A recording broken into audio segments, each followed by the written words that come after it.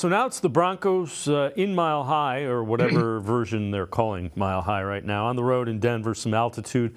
Broncos are playing well. They've played themselves into the playoff picture with 4 straight wins. What do you see as concerns? What do you see as keys for the Browns to go and get a win on the road?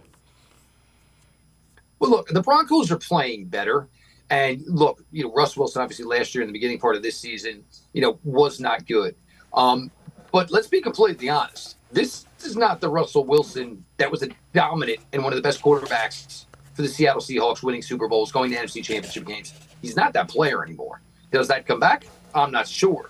Can he throw, a decent game-winning touchdown like he did, obviously, to Cortland Sutton yesterday? Yes. The receivers are good.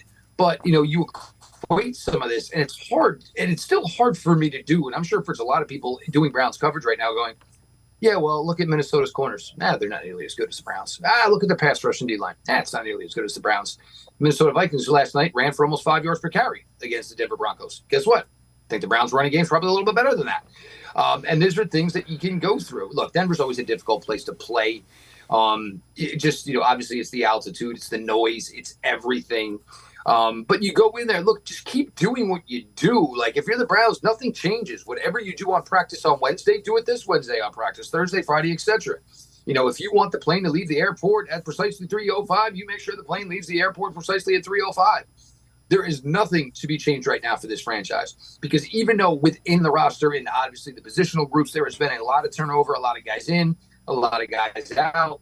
But whatever they seem to be doing right now within that building and as they take it on the road just seems to be working. Look, you go in there and nothing's changed. Try to cause more turnovers than you give up. Try to be really, really smart on special teams, which their punting game, their kick, obviously their kicker have been fantastic. They didn't run the ball with as much success this week as I was surprised they kind of went away from Jerome Ford. But look, Jerome Ford, there's no reason he can't run well. Alexander Madison's a nice running back, but Jerome Ford is running really well to this point himself. Just take it on the road. And to keep in mind, yes, Denver's playing better, but this was the part of the schedule we were all looking forward to as the Browns were maneuvering and manipulating through this really, really tough stretch. This was the week where we thought things were going to start to lighten up.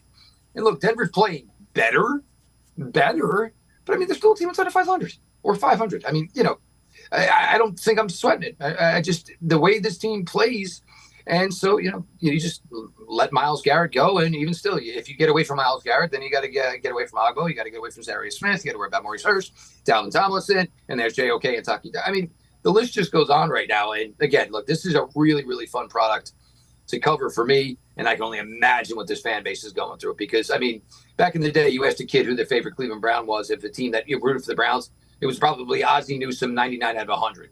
Of this 53-man roster, there's probably about 45 guys who would get mentioned now.